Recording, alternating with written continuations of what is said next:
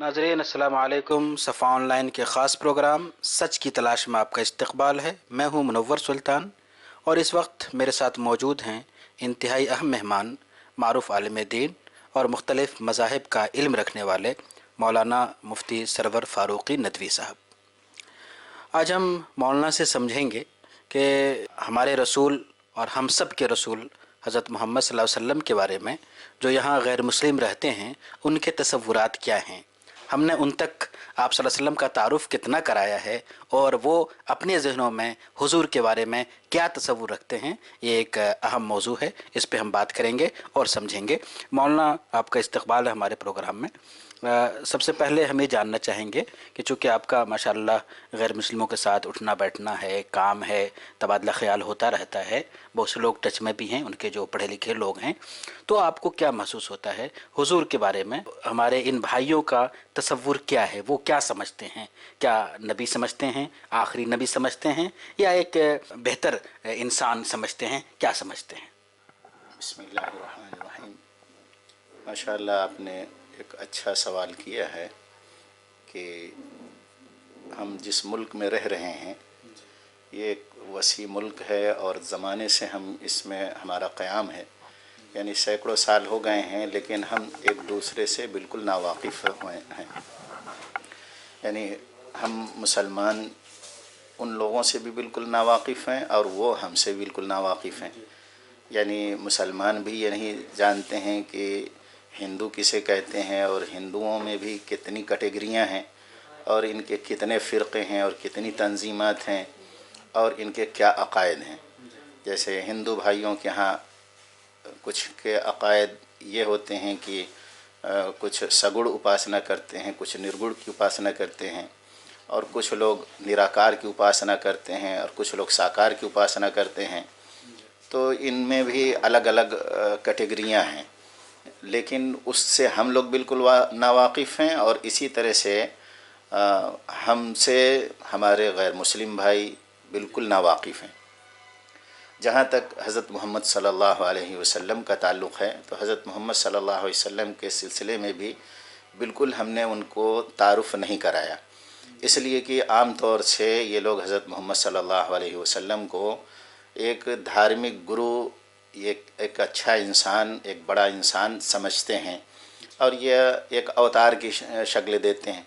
जैसे कि हिंदुओं के यहाँ का मोटा मोटा तसव्वुर अवतारवाद का है, अंशवाद का है, और ये सब तसव्वुरात हैं, उसी तसव्वुर में आप सल्लम को भी लेते हैं। तो हमको इनको वाज़े कराने की ज़रूरत है कि हज़रत मोहम्मद सल्लल्लाहु अलैहि वसल्लम एक आखिरी रसूल हैं, आखिरी पैगंबर हैं। आप सल्लल्लाहु अलैहि वसल्लम ने पूरा विधान दिया है, तमाम इंसानों के लिए ज़िंदगी गुजारने का तरीक़ा दिया है। ये बात, इस बात का तसव्वुर उनके यहाँ नहीं पाया जाता है, जबकि ये तो एक तो हमारी ये ज़िम्मेदारी थी। आऊज़ु बिल्लाहि मिनश शैतानिर रजीम, बिस्मिल्लाहिर रहमानिर रहीम। कुंतुम खैरा उम्मतिन उखरिजत लिन्नास तअमुरूना बिल मारूफ़ व तनहौना अनिल मुनकर। इसके तहत में हमारी ज़िम्मेदारी थी कि हम उन तक पूरा पैगाम पहुँचाते, मोहम्मद रसूलुल्लाह सल्लम का तारुफ़ कराते, कुरान का तारुफ़ कराते और आप सल्लम की ज़िंदगी का पूरा मुकम्मल तारुफ़ पेश करते। लेकिन ये हमारी कोताही और गलती रही। इसका अंदाज़ा इस तरह से होता है कि हमारी बहुत से लोगों से मुलाकातें होती हैं, तो उस वक्त इसका अंदाज़ा होता है कि मालूम हुआ कि हमने बिल्कुल इन तक कुछ बात पहुँचाई ही नहीं। सबसे पहले हमने एक किताब लिखी थी, आओ नमाज की ओर, तो वो इसी के पस मंज़र में हमने लिखी थी। एक साहब हैं विक्रम भाई, उन्होंने फ़ैसला किया था, तो उसके बाद हमने उनको एक किताब दी। तो वो आकर के उन्होंने पूछा कि रुकू किसे कहते हैं, सजदा किसे कहते हैं और सूरह फातिहा किसे कहते हैं। तब उस वक्त हमको ये लगा कि अच्छा, ये लोग ये भी बिल्कुल नहीं समझते हैं। तब ये समझ में आता है कि हाँ, इनके मिजाज को सामने रख करके बात की जाए तो फिर सही तरीके से समझते हैं। एक तो ये है कि जिन चीज़ों को हम समझते हैं कि वो बिल्कुल वो समझते होंगे, लेकिन वो बिल्कुल नहीं समझते और हमारे यहाँ बिल्कुल आम होती हैं वो बातें। ऐसे ही हज़रत मोहम्मद सल्लल्लाहु अलैहि वसल्लम के सिलसिले में हम लोग ये समझते हैं कि वो लोग समझते होंगे, जैसे हम लोग आप सल्लम की इज़्ज़त और आप सल्लम की क़दर और मंज़लत हम लोगों के दिलों में है कि हर मुमकिन कोई भी अदना से अदना मुसलमान होगा, ज़रा से भी कोई अपशब्द बर्दाश्त नहीं कर सकता और न करना चाहिए। تو لیکن یہ تصور ان کے ہاں نہیں ہے، اس تصور کو ہم کو پیش کرنا چاہیے۔ اس کی مثال کے طور پر ایک مرتبہ ہمارے پاس ایک صاحب مسلم ہیں، یہیں پر کورٹ میں رہتے ہیں، ان سے کچھ نوک جھونک ہوتی رہتی ہے، تو وہ کچھ وکیلوں کو لے کر کے ہمارے پاس آئے، 2-3 وکیل صبح صبح آ گئے، تو انہوں نے ہم سے کہا کہ ہم کچھ وکیلوں کو لے آئے ہیں، ان کے کچھ سوالات ہیں، وہ پوچھنا چاہتے ہیں آپ سے۔ تو ہم نے کہا ٹھیک ہے بیٹھائیے، تو انہوں نے بیٹھایا۔ اس کے بعد پھر آپس میں وہ دونوں لوگ پھر نوک جھونک کرنے لگے۔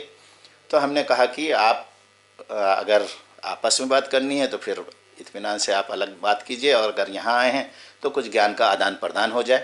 تو انہوں نے کہا ٹھیک ہے۔ اس کے بعد پھر ہم نے کہا کہ آپ اپنے سوالات جو ہوں آپ اپنا رکھیے۔ تو انہوں نے پہلا سوال انہوں نے یہ رکھا کہ حضرت عائشہ سے رضی اللہ عنہا سے رسول اللہ صلی اللہ علیہ وسلم نے شادی کیوں کی؟ تو ہم نے کہا اور پھر انہوں نے دوسرا اور سوال رکھا کہ مسلمان کیوں دہشت گرد ہوتا ہے؟ اس طرح کے 3-4 سوالات انہوں نے رکھے۔ تو ہم نے کہا بس، تو انہوں نے کہا کہ ہاں آپ پہلے اس کا جواب دیجئے۔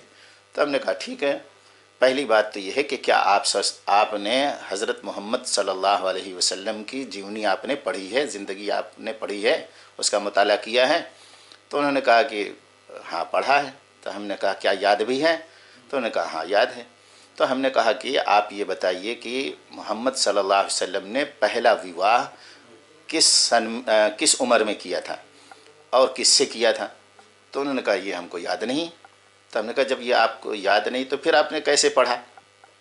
تو پہلا وواہ ہم آپ کو بتاتے ہیں کہ پہلا وواہ محمد صلی اللہ علیہ وسلم نے 25 ورش کی آیو میں 40 ورش کی مہیلا سے انہوں نے کیا تھا۔ تو انہوں نے کہا اچھا۔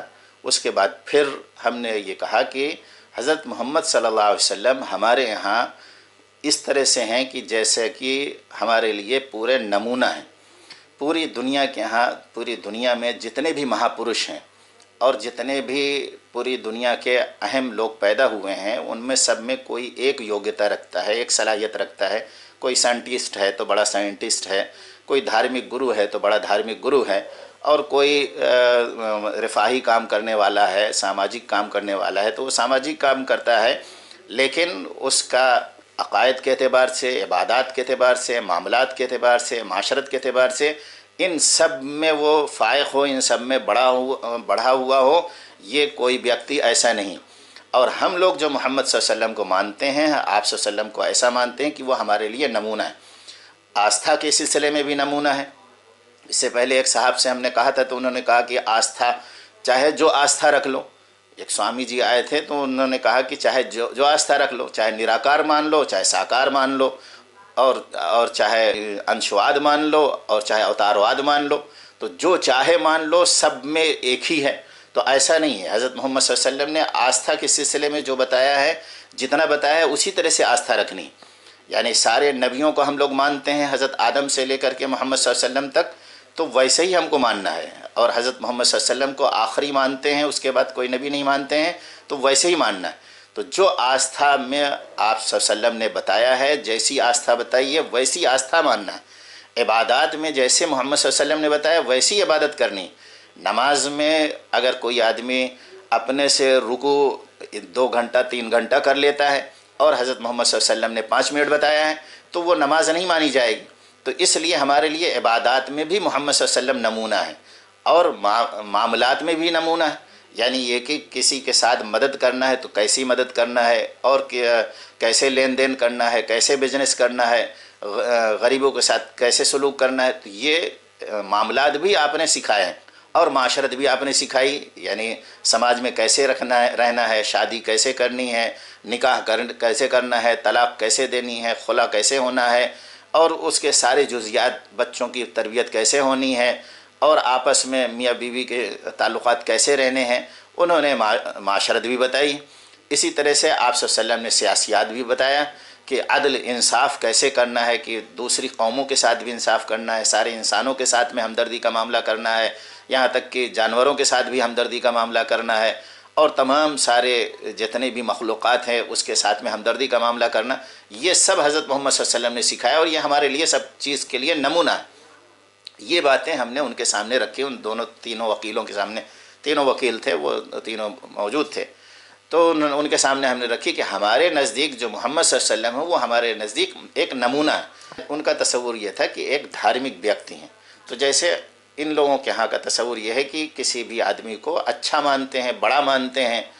اس کی دلیل یہ ہے کہ ابھی جو سوامی جی آئے تھے ہمارے پاس 15-20 دن پہلے، تو انہوں نے بھی یہی کہا کہ ہمارے رام چندر جی آدرش ہیں۔ تو ہم نے ان سے کہا کہ ٹھیک ہے، آدرش ہیں تو بہت اچھی بات ہے، ہم لوگ بھی ان کو اچھا آدمی مانتے ہیں اور بہت ہی یہاں کے یعنی اہم لوگوں میں سے مانتے ہیں، لیکن مسئلہ اس بات کا ہے ہمارے لیے نمونہ آدرش ہیں، تو وہ نمونہ کس طرح سے ہیں؟ تو آپ یہ بتائیے کہ ہمارے رام چندر جی نے کھانا کھانے کا طریقہ کیسے بتایا؟ تو انہوں نے ہم سے کہنے لگے کہ وہ جیسے کھایا جاتا ہے۔ تو ہم نے کہا کیسے کھایا جاتا ہے؟ تو انہوں نے کہا جیسے چاہے کھا لے۔ ہم نے کہا کیسے کھائیں گے؟ کھڑے ہو کر کھائیں گے، بیٹھ کر کے کھائیں گے، یا بائیں ہاتھ سے کھائیں گے کہ داہنے ہاتھ سے کھائیں گے، پیر اٹھا کر کے کھائیں گے کہ کیسے کھائیں گے؟ تو انہوں نے کہا جیسے کھایا جاتا ہے ویسے کھا لیں۔ ہم نے کہا ایسا نہیں، محمد صلی اللہ علیہ وسلم نے یہ پورا بتایا ہے کیسے کھائیں گے، داہنے ہاتھ سے کھائیں گے اور اپنی طرف سے کھائیں گے، چھوٹے لقمے کھائیں گے، کیسے بیٹھیں گے، یہ سب پورا طریقہ بتایا۔ تو محمد صلی اللہ علیہ وسلم آدرش اس لیے ہیں کہ وہ سب چیز کر کے بتاتے ہیں، اور دوسرے جتنے مہاپرش ہیں وہ دوسروں کو کہتے ہیں کہ تم کو یہ کرنا ہے، تم کو ایسے پوجا پدھتی ایسے کرنی ہے، تو وہ پوجا پدھتی دوسرا کرے گا، وہ خود نہیں کریں گے۔ لیکن محمد صلی اللہ علیہ وسلم ایسے ہیں کہ جو کچھ بھی بتاتے ہیں خود کر کے دکھاتے ہیں کہ تم کو پوجا کرنا ہے، عبادت کرنی ہے تو کیسے کرنی ہے، اور تم کو شادی کرنی ہے تو کیسے کرنی ہے۔ جیسے اور بھی نبی بھی ہیں، تو مثال کے طور پر حضرت عیسیٰ علیہ السلام ہے، تو وہ سب کے لیے نمونہ اس لیے نہیں ہو سکتے ہیں کہ انہوں نے شادی نہیں کی، لیکن حضرت محمد صلی اللہ علیہ وسلم نے شادی کرنے کے لیے کہا تو شادی کر کے بتایا، بچوں کی پرورش کا طریقہ بتایا تو بچوں کی پرورش کر کے بتایا۔ یہ باتیں سب ہم نے ان سے بھی رکھی تھی، وکیل صاحب سے، کہ ہمارے لیے وہ نمونہ ہے۔ تو اس کے بعد پھر ہم نے ان سے بتایا کہ دیکھیے باہر کی جو زندگی ہے اس کے سلسلے میں تو باہر کے لوگ جانتے ہیں، ابوبکر صدیق ان کے دوست ہیں، عمر فاروق، عثمان غنی، حضرت علی، یہ حضرات ان کے ساتھ میں رہتے تھے، باہر کی زندگی کے بارے میں تو وہ بتا سکتے ہیں، لیکن گھر کی زندگی کے بارے میں کون بتائے گا؟ اس لیے کہ ہم تو محمد صلی اللہ علیہ وسلم کے بارے میں جتنا اپنے ابا کو نہیں جانتے ہیں اتنا محمد صلی اللہ علیہ وسلم کو جانتے ہیں، اس لیے کہ ہمارے ہاں محمد صلی اللہ علیہ وسلم نمونہ ہیں۔ آپ کیسے کھانا کھاتے تھے وہ ہم کو معلوم ہے، ہم اپنے ابا کے بارے میں نہیں جانتے، وہ کس طرح سے بیٹھتے تھے یا کس طرح سے کھاتے تھے ہر وقت، یہ ہم نہیں جانتے۔ محمد صلی اللہ علیہ وسلم کیسے استنجا جاتے تھے اس کے بارے میں ہم جانتے ہیں، لیکن ہمارے ابا کیسے استنجا جاتے تھے یہ ہم کو نہیں معلوم۔ تو اب بتائیے کہ ہم محمد صلی اللہ علیہ وسلم کے بارے میں اتنا جانتے ہیں جتنا کہ ہم اپنے ابا کے بارے میں نہیں جانتے، کہ محمد صلی اللہ علیہ وسلم کے بارے میں ہم پوچھتے ہیں کہ آپ صلی اللہ علیہ وسلم کیسے استنجا جاتے تھے، استنجا میں کیسے بیٹھتے تھے، وہاں سے کیسے اٹھتے تھے اور کیسے باہر نکلتے تھے، کپڑا پہنتے تھے تو داہنا ہاتھ پہنتے تھے کہ بایاں ہاتھ پہلے ڈالتے تھے، اور آپ سوتے تھے تو داہنے طرف سوتے تھے یا بائیں طرف سوتے تھے۔ یہ باتیں سب ہم نے وکیل صاحب کے سامنے رکھیں کہ ہمارے لیے نمونہ اس طرح سے ہیں کہ باہر کی زندگی میں بھی، بیوہارک زندگی میں بھی اور راجنیتک زندگی میں بھی، ان سب میں ہمارے لیے نمونہ ہے، یہاں تک کہ گھریلو زندگی میں بھی نمونہ ہے، یعنی بیوی سے کیسے ملاقات کرنی ہے، کیسے بات کرنی ہے، اس کے لیے نمونہ ہے۔ اب بتائیے اس کے لیے کون بتائے گا؟ گھر والا بتائے گا کہ باہر والا گھر کی باتوں کو کون بتائے گا؟ تو انہوں نے کہا کہ گھر والے بتائیں گے۔ تم گھر والے میں پھر کون بتائے گا؟ گھر والی بتائے گی۔ تو گھر والی میں کون ہوگا؟ سب سے پہلے پتنی ہوگی۔ تو پتنی کیسی ہونی چاہیے؟ جو ذہین ہو۔ اور محمد صلی اللہ علیہ وسلم کی اور جتنی پتنیاں ہیں وہ سب آپ صلی اللہ علیہ وسلم نے جو شادیاں کی ہیں وہ ودھواؤں سے کی ہیں، زیادہ تر یعنی بیواؤں سے کی ہیں، اسی طرح کی تھیں، عمر دراز تھیں۔ تو اب اس کے لیے جو ان ساری چیزوں کو ریکارڈ کر سکے وہ کیسی ہونی چاہیے؟ بس انہوں نے فوراً یہ لفظ کہا، اچھا کال پرستھتی کے انوسار شادی کی تھی، بس ٹھیک۔ یعنی انہوں نے کہا کہ حالات کے مطابق انہوں نے شادی کی تھی۔ تو اب یہ جملے سے، حالانکہ اس کے جوابات بہت سارے ہیں، حضرت عائشہ رضی اللہ عنہا سے متعلق بہت سارے سوالات ہیں، لیکن ہم یہاں سے جب ان سے ہم نے بات کی، ہم سمجھ گئے کہ یہ محمد صلی اللہ علیہ وسلم کو اس طرح سے مانتے ہیں۔ بس ان کا سوال فوراً ختم ہو گیا۔ انہوں نے کہا اچھا کال پرستھتی کے انوسار شادی کی تھی، یعنی یہ کہ آپ صلی اللہ علیہ وسلم نے حضرت عائشہ کو عائشہ سے شادی اس لیے کی تھی تاکہ عورتوں کے مسائل معلوم ہو جائیں، گھریلو مسائل معلوم ہو جائیں اور گھریلو چیزیں لوگوں کے سامنے آ جائیں، تو اس لیے۔ اور اسی طرح سے ایک دوسرا واقعہ بھی، ایک مہاراشٹر کا واقعہ ہے، ہمارے ایک صاحب ہیں، دوست ہیں، وہاں پر ایک صاحب غیر مسلم بھائی ہیں، انہوں نے حضور اکرم صلی اللہ علیہ وسلم کے سلسلے میں کچھ اپشبد کہہ دیے۔ اس کے بعد جب ان کو معلوم ہوا تو بعد میں انہوں نے معافی مانگنا چاہا، تو وہ ہمارے دوست ان کے پاس گئے اور ان کو انہوں نے بتایا کہ بھائی آپ نے پہلے تو ان سے پوچھا کہ آپ نے کیوں اپشبد کہے آپ صلی اللہ علیہ وسلم کو، تو انہوں نے کہا کہ مجھے تو اتنا زیادہ پہلے وہ معلوم نہیں تھا اور میں صرف ایک دھارمک گرو سمجھتا تھا مسلمانوں کا، اور مسلمانوں سے مجھے تھوڑا سا کچھ تکلیف پہنچی تھی، اس وجہ سے میں نے حضرت محمد صلی اللہ علیہ وسلم کو اپشبد کہہ دیے، تو اس لیے اب میں معافی مانگنا چاہتا ہوں ان صاحب سے، انہوں نے کہا۔ تو انہوں نے کہا، ہمارے سرفراز بھائی ہیں، انہوں نے کہا کہ پہلے تو میں آپ سے معافی مانگتا ہوں کہ میں نے آپ کو محمد صلی اللہ علیہ وسلم کا تعارف نہیں کرایا، اس لیے کہ اگر میں محمد صلی اللہ علیہ وسلم کا تعارف آپ سے کراتا تو آج یہ نوبت نہ آتی۔ تو پہلے تو ہم آپ سے معافی چاہتے ہیں کہ آپ ہمیں معاف کر دیجئے کہ حضرت محمد صلی اللہ علیہ وسلم سب کے نبی تھے، سب کے رسول تھے اور سب سے محبت کرتے تھے، مسلم سے بھی، غیر مسلم سے بھی، چھوٹے سے بھی، بڑے سے بھی، عورتوں سے بھی اور بچوں سے بھی، سب سے، یہاں تک کہ جانوروں سے بھی آپ سب سے محبت کرتے تھے، یہ ہماری کوتاہی کہ ہم نے آپ کو نہیں بتایا۔ اس پر پھر انہوں نے کلمہ پڑھ لیا، تھوڑی سی گفتگو انہوں نے کی اور اس کے بعد پھر انہوں نے فیصلہ کر لیا اور کہا کہ ہم اب محمد صلی اللہ علیہ وسلم کے طریقے کے مطابق ہی جینا مرنا چاہتے ہیں۔ تو یہ ایک دوسرا واقعہ بھی آپ صلی اللہ علیہ وسلم کی زندگی جب سامنے آئی تو انہوں نے بھی فیصلہ کر لیا۔ اسی طرح کے کئی واقعات ہیں جو حضرت محمد صلی اللہ علیہ وسلم سے متعلق۔ تو مولانا اس پوری گفتگو سے جو خلاصہ سامنے آتا ہے وہ یہ کہ جو ہمارے ساتھ غیر مسلم رہتے ہیں ان تک ہم نے آپ صلی اللہ علیہ وسلم کا تعارف نہیں پہنچایا ہے، تو آج کے دور میں اس بات کی ضرورت آپ کتنی محسوس کرتے ہیں اور اس کا بہتر طریقہ کیا ہو سکتا ہے؟ ہاں، اب یہ ہے کہ پہلی بات تو یہ ہے کہ ہم نے رسول اللہ صلی اللہ علیہ وسلم کا تعارف نہیں کرایا جس طرح سے کرانا چاہیے تھا، کہ ہمارے غیر مسلم بھائی حضرت محمد صلی اللہ علیہ وسلم کو ایک دھارمک گرو صرف مانتے ہیں، سمجھتے ہیں، تو ان کو یہ سمجھانا ہے کہ محمد صلی اللہ علیہ وسلم آپ کے بھی اتنے ہی ہیں جتنے ہمارے ہیں، آپ کے ساتھ بھی وہ رحم کا معاملہ کرتے ہیں، آپ کے ساتھ بھی دیا کا معاملہ کرتے ہیں، مسلم ہو یا غیر مسلم، کسی بھی انسان کو وہ تکلیف پہنچانے سے منع کرتے ہیں، اور وہ انہوں نے کہا ہے کہ الدین النصیحہ، دین جو ہے وہ نصیحت کا نام ہے، یعنی یہ کہ ہمدردی کا نام ہے، ہر انسان کے ساتھ میں ہمدردی کا معاملہ کرنا۔ تو یہ بات ان تک بتانے کی ضرورت ہے کہ حضرت محمد صلی اللہ علیہ وسلم نمونہ ہیں پوری دنیا کے لیے، اس طرح کا نمونہ پوری دنیا میں کوئی شخصیت نہیں ہے، یعنی جتنے بھی ہیں وہ ایک آدرش پرش کی حیثیت رکھتے ہیں۔ اور دوسری یہ کہ حضرت محمد صلی اللہ علیہ وسلم کے بارے میں جو ان کے تھوڑا پڑھے لکھے لوگ ہیں ان کے سامنے یہ بھی پیش کرنے کی ضرورت ہے کہ ابھی جو سوامی جی آئے تھے انہوں نے ہم سے کہا کہ دیکھیے ابھی طلاق کے سلسلے میں قرآن کو بدل دیا گیا، آپ کہہ رہے ہیں کہ قرآن نہیں بدلا جاتا ہے، تو قرآن تو بدل دیا گیا۔ تو ہم نے کہا کہ اچھا قرآن کیسے کہاں بدلا گیا ہے، ہمارا ٹیکسٹ تو ویسے ہی موجود ہے۔ تو آپ یہ کہہ رہے ہیں کہ وہ دیکھیے دوسرے ایک صاحب آئے اور انہوں نے ہمارے ہاں کے جو ذمہ دار ہیں پردھان منتری صاحب ہیں انہوں نے بدل دیا۔ تو ہم نے کہا کہ بہرحال یہ آپ کی اپنی سوچ ہے، ورنہ ہمارے ہاں یہ ہے کہ قرآن کو پار برہم پرمیشور نے، اللہ نے نازل کیا۔ یہ بھی ایک دوسرا غلط تصور ہے، لوگ یہ سمجھتے ہیں کہ حضرت محمد صلی اللہ علیہ وسلم نے لکھ لیا ہے، اس کے بھی کئی تجربات ہیں، تو ان کو یہ بھی بتانے کی ضرورت ہے کہ حضرت محمد صلی اللہ علیہ وسلم نے لکھا نہیں بلکہ حضرت محمد صلی اللہ علیہ وسلم پر یہ اوترت اور نازل ہوا۔ اب قرآن میں جو کچھ کہا گیا ہے اس کو آپ اپنے سے اس کی تشریح، اس کی ویاکھیا نہیں کر سکتے، تو انہوں نے اپنے سے اس کی ویاکھیا کر لی۔ اب ہم نے کہا پہلے تو ٹیسٹ کے اعتبار سے آپ جو کہہ رہے ہیں کہ بدلا گیا ہے وہ بدلا نہیں گیا ہے، کہ جو ٹیکسٹ یہاں کا ہے، آپ ابھی فون کریں انڈونیشیا، فون کریں تھائی لینڈ، افریقہ، امریکہ، جرمن، جاپان، سب جگہ سے ایک ہی جواب آئے گا کہ وہی آیت وہاں پر لکھی ہوئی۔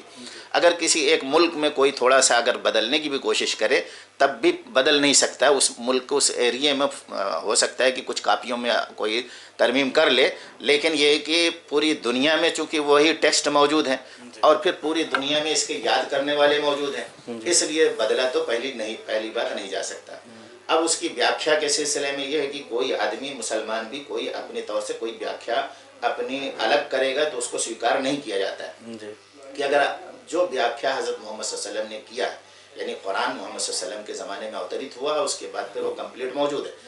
اب اس کی ویاکھیا کوئی کرنا چاہے کہ ہم اپنے سے کسی ایک شبد کے ایک لفظ کے معنی کئی ہوتے ہیں، یعنی 4 6 10 20 50 100 تک ہوتے ہیں، ایک لفظ کے معنی ہوتے ہیں، تو کوئی معنی اپنے سے اختیار کر لے تو اس کی اجازت نہیں.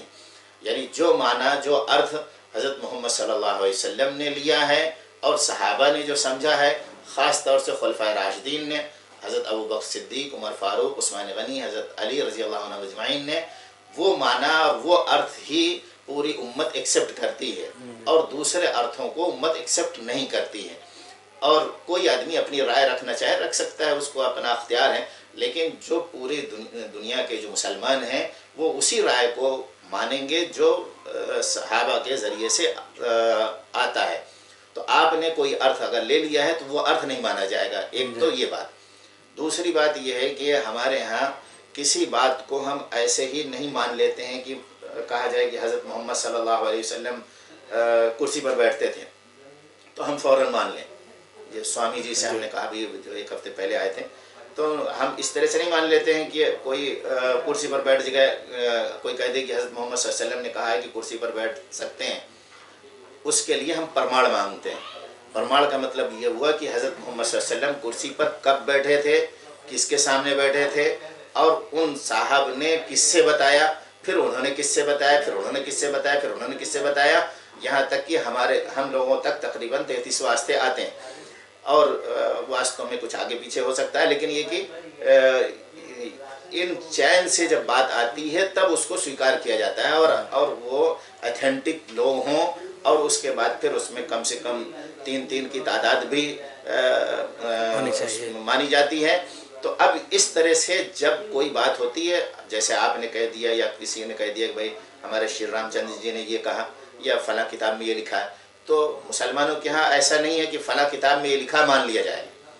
اس کو ثابت کرنا پڑے گا، سدھ کرنا پڑے گا کہ حضرت محمد صلی اللہ علیہ وسلم نے ہی یہ کہا ہے یا آپ نے اپنے سے بنا لیا ہے. تو کوئی بھی بات، جو بھی بات مسلمان مانتے ہیں تو حضرت محمد صلی اللہ علیہ وسلم کے تعلق سے کہ کرسی پر بیٹھنا چاہیے، تو محمد صلی اللہ علیہ وسلم کب بیٹھے تھے، کس سمے بیٹھے تھے، اس سمے کون کون لوگ موجود تھے، پھر انہوں نے کس کو بتایا، پھر انہوں نے کس کو بتایا، وہ پوری چین کی دلیل دینی پڑتی ہے، تب اس کو سویکار کیا جاتا ہے. تو اس طرح سے آپ نے کہہ دیا کہ قرآن کا ترجمہ کوئی بھی آپ نے کر کے بتا دیا اور کہا کہ اس کا ارتھ یہ ہوتا ہے، تو اس طرح سے نہیں مان لیا جاتا ہے. تو دوسری بات حضرت محمد صلی اللہ علیہ وسلم سے متعلق یہ ہے کہ محمد صلی اللہ علیہ وسلم کی جیونی بھی ریکارڈڈ ہے، ان کی بات بھی ریکارڈڈ ہے. اب محمد صلی اللہ علیہ وسلم مکہ میں پیدا ہوئے تو مکہ میں پیدا ہوئے یہ ایسے ہی خالی نہیں مان لیا جاتا. سننے والے بھی، سنانے والے بھی موجود ہیں اور آن ریکارڈ بھی موجود ہے. جیسے کہا جائے کہ ہمارے رام چندر جی فلاں جگہ پیدا ہوئے، تو اب فلاں جگہ پیدا ہوئے تو اس کی دلیل، اس کا پرماڑ ہونا چاہیے. حضرت محمد صلی اللہ علیہ وسلم کے بارے میں جو کچھ کہا جاتا ہے اس کا پرماڑ ہوتا ہے. تو اب حضرت محمد صلی اللہ علیہ وسلم کی جیونی، ایک تو یہ ہے کہ 40 سال سے پہلے کی جیونی ہے، نبوت سے پہلے کی، دوسری نبوت کے بعد کی. تو نبوت کے پہلے کی بھی جیونی ریکارڈڈ ہے، لیکن اس اہتمام کے ساتھ میں اس کی ضرورت نہیں تھی جس اہتمام کے ساتھ میں بعد کی ریکارڈڈ ہے. تو بعد کی 40 سال کے بعد، نبوت کے بعد کی ایک ایک لمحے کی زندگی ریکارڈڈ ہے. تو جو چیز ریکارڈڈ ہوتی صرف ہم اسی کو سویکار کرتے ہیں اور دوسری چیزوں کو نہیں سویکار کرتے. تو یہ دونوں باتیں ان کے سامنے رکھنے کی ضرورت ہے. ایک تو یہ کہ حضرت محمد صلی اللہ علیہ وسلم ہمارے لیے نمونہ ہے، دوسرے حضرت محمد صلی اللہ علیہ وسلم کی زندگی پوری ریکارڈڈ ہے، اور آپ صلی اللہ علیہ وسلم کے جتنے بھی اقوال ہیں، جو باتیں مسلمان مانتے ہیں وہ ایسے ہی نہیں مانتے جب تک کہ دلیل نہ ہو. تو یہ دونوں باتیں ان کے سامنے پیش کرنے کی ضرورت ہے. اگرچہ مسلمانوں کے درمیان میں یہ عام بات ہے، عام مسلمان اس کو عام سمجھتا ہے، اس میں کوئی اس کی بات ہی نہیں، لیکن غیر مسلم کے لیے یہ بہت ہی بڑی بات ہوتی ہے. اسی طرح سے قرآن کے حفظ کرنے کے سلسلے میں جیسے عام مسلمان کے لیے کوئی مسئلہ نہیں، اور پورا قرآن یاد کر لیتے ہیں، لیکن ہمارے غیر مسلم بھائیوں سے ملاقات ہوتی ہے تو اس وقت اگر ان سے کہا جاتا ہے کہ پورا قرآن یاد کر لیا جاتا ہے، ان کے لیے ایک دم بہت بڑی بات معلوم ہوتی ہے کہ ایسا بھی ہے دنیا میں. تو اس لیے ہمارے غیر مسلم بھائیوں کو اس کا بھی تعارف کرانا چاہیے. ایک بات اور ہے کہ اسلام کے سلسلے میں وہ یہ سمجھتے ہیں کہ حضرت محمد صلی اللہ علیہ وسلم اسلام کے بانی ہیں. اس کو بھی صاف کرنا چاہیے. ابھی جو یہ سوامی جی آئے تھے ایک ہفتے پہلے، تو ان سے آخری بات ابھی ہو کر کے گئی ہے، ابھی پھر وہ آئیں گے، کہ وہ یہ انہوں نے کہا حضرت محمد صلی اللہ علیہ وسلم اسلام دھرم کے پرورتک ہیں، اور اس سے پہلے کے دوسرے لوگ جو تھے وہ دوسرا دھرم لیے ہوئے تھے. تو اس کو بھی کلیئر کرنا چاہیے کہ حضرت محمد صلی اللہ علیہ وسلم اسلام دھرم کے بانی نہیں ہیں، بلکہ حضرت آدم علیہ السلام سے چلا ہے، اور اللہ رب العالمین کا یہ قائم کیا ہوا ہے، یعنی دین دیا ہوا ہے، اور حضرت آدم سے لے کر کے رسول اللہ صلی اللہ علیہ وسلم تک آتا گیا. اب یہ ہے کہ الگ الگ زمانوں میں ان کے زبان کے اعتبار سے نام رہے الگ الگ، اور آخر میں رسول اکرم صلی اللہ علیہ وسلم نے باقاعدہ شرعی سارے اصولوں کے ساتھ میں اس کو کمپلیٹ کیا. تو ایک غلطی یہ بھی ہماری رہتی ہے کہ ہم ان کو بتاتے ہیں کہ محمد صلی اللہ علیہ وسلم ایک دھارمک ویکتی ہیں، انہوں نے ایک دھرم بنا کر کے دے دیا ہے، لہٰذا مسلمان اس کو ایکسیپٹ کرے ہوئے.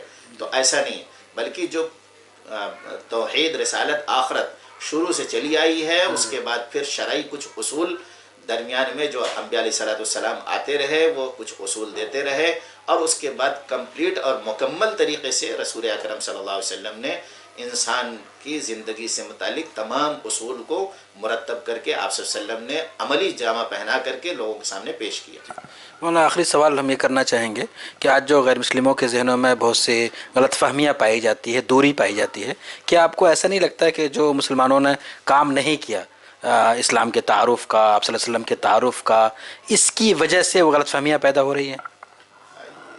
یہی تو سب سے بڑی وجہ ہے کہ ہم نے ان تک پیغام نہیں پہنچایا. ہم نے شروع میں کہا تھا کہ پہلی تو ہماری سب سے بڑی اہم ذمہ داری تھی رسول اکرم صلی اللہ علیہ وسلم کے امتی ہونے کی، کہ تمام انسانوں کو جہنم سے بچانے کی کوشش ہم کرتے، اور ہم نے یہ کوشش نہیں کی، جس کے نتیجے میں ایک بات تو یہ ہے کہ اللہ تعالیٰ کی طرف سے ان کے ذہنوں میں غصہ ڈالا گیا. دوسری یہ ہے کہ ہم نے ان تک صحیح پیغام نہیں پہنچایا، جس کی وجہ سے غلط فہمیاں بے انتہا پیدا ہو گئیں. اور اس کے لیے ابھی ہم نے آپ کے سامنے ایک ذکر کیا تھا، ایک کتاب ہے ہمارے راما شنکر صاحب کی، جو یہیں کے لکھنؤ کے ہیں. انہوں نے ایسی باتیں لکھی ہیں جو تصور سے باہر ہیں. یعنی مسلمان سے اگر کہا جاتا ہے کہ ایسا مسلمان کر رہے ہیں تو کہتے ہیں یہ ایسا کہاں ہو رہا. انہوں نے اپنے اعتبار سے بہت سارے معنی اس کے لے لیے ہیں اور مسلمانوں کے سلسلے میں تصور قائم کر لیا.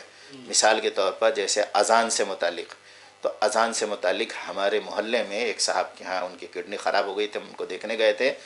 تو انہوں نے ان سے ہم نے کہا کہ بہت سے لوگ اذان کے بارے میں نہیں سمجھتے ہیں. وہ یہ سمجھتے ہیں کہ اللہ اکبر کا ارتھ ہوتا ہے اکبر بادشاہ کو پکارتے ہیں کہ اکبر والی حکومت یہاں لانی ہے. تو ہم نے ان کے سامنے رکھا کہ بہت سے لوگ ایسا کہتے ہیں. تو انہوں نے برجستہ فوراً انہوں نے کہا کہ میں بھی تو یہی سمجھتا ہوں. ہمارے محلے کی بات ہے، مکارم نگر کی.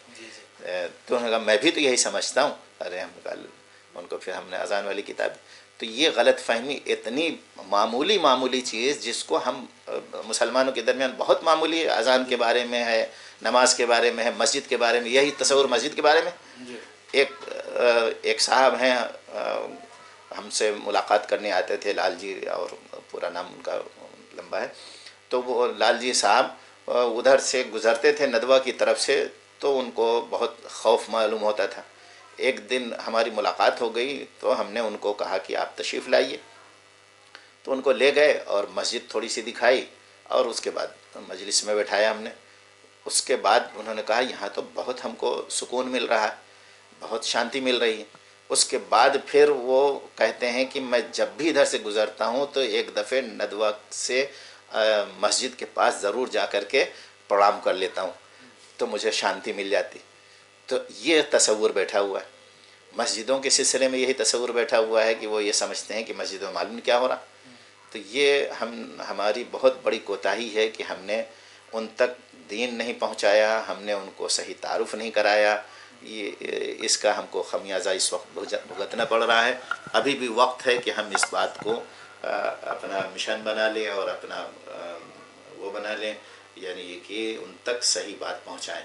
ایک بات اور بھی آخر کی، ابھی 1-1.5 مہینے پہلے ایک صاحب ایسے ہی آئے ہمارے، ہم جیسے اپنے اس جگہ پر گھر کے پاس اترے تو 2 لوگ کھڑے ہوئے تھے، تو ان سے ہم نے کہا کہ آئیے تشریف لائیے. ان سے ہم نے مصافحہ کیا. 2 اسٹوڈنٹ تھے، تو پوچھا کہاں پڑھتے ہیں، انہوں نے بتایا کہ ہم یہاں یونیورسٹی میں پڑھتے ہیں. تو ہم کہا بیٹھیے، ان کو ہم بٹھائے. اس کے بعد ہم نے کہا کہ آپ کو کوئی سوال تو آپ کے ذہن میں نہیں ہے؟ تھوڑی سی بات ہم نے کی. اس کے بعد انہوں نے کہا ہاں آپ پہلے یہ بتائیے کہ آپ یہ سعودیہ کا کلچر کیوں آپ اپنائے ہوئے ہیں، یا آپ سعودی سنسکرت کیوں اپنائے ہوئے ہیں؟ تو ہم نے ان سے کہا سعودی سنسکرت کیا ہوتی؟ تو انہوں نے کہا سعودی سنسکرت آپ یہ اپنائے ہوئے ہیں. تو ہم نے کہا سعودی سنسکرت تو اوپر سے نیچے تک کا وہ جبہ ہوتا ہے اور ان کا الگ پورا کپڑا ہوتا ہے. تو پہلے آپ یہ بتائیے کہ یہاں کی سنسکرت کیا ہے، بھارتی سنسکرت کیا ہے، پہلے آپ اس کو بتائیے. تو یعنی یہ کہ ہمارے یہ جو ناگا بابا رہتے ہیں یہ ہے، یا چھوٹی سے وہ پہن لینا، ایک لنگوٹی پہن لینا وہ ہے، اور یا دھوتی کرتی جو ہمارے صاحب پہنے ہوئے ہیں ایک، یا وہ ہیں، یا کرناٹک والا ہے. تو انہوں نے کہا کہ وہ کرناٹک والا. تو ہم نے کہا آپ کیا پہنے ہوئے ہیں؟ تو وہ بالکل وہ ہو گئے کہ ہم نے کہا کہ اسی کے لیے ہم نے تو بہت کوشش کی، یعنی اس کو ہٹانے کے لیے، بھگانے کے لیے پیسے خرچہ کیے اور جانیں قربان کی، کہ دوسرے باہر کا کلچر، سودیشی کلچر کو قائم کرنے کے لیے، ودیشی کلچر کو بھگانے کے لیے یہ سب قربانیاں ہم نے دیں. اس کے بعد پھر انہوں نے کہا کہ آپ، تو ہم نے کہا کہ دیکھیے ہم کرتا پہنے ہوئے ہیں، پائجامہ پہنے ہوئے ہیں. کرتا بھی یہیں کا ہے، یہ والا کرتا تو یہیں کا ہے، بھارتی ہے. اور یہ پائجامہ بھی دھوتی اس وقت سلنے کا رواج نہیں تھا، تو اس میں دھوتی ادھر ادھر ہو جاتی تھی، تو اس لیے ہم نے بھی اسے سل دیا، تو پائجامہ بن گیا.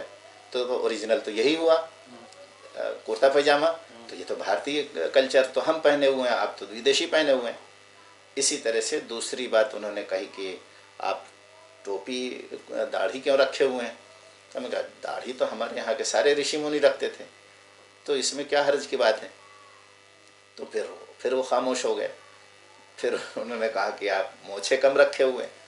تو ہم نے کہا کہ وہ تو مونچھیں تو رکھ سکتے ہیں، دونوں باتیں ہیں، جس کا جی چاہے رکھے، جس کا جی چاہے نہ رکھے.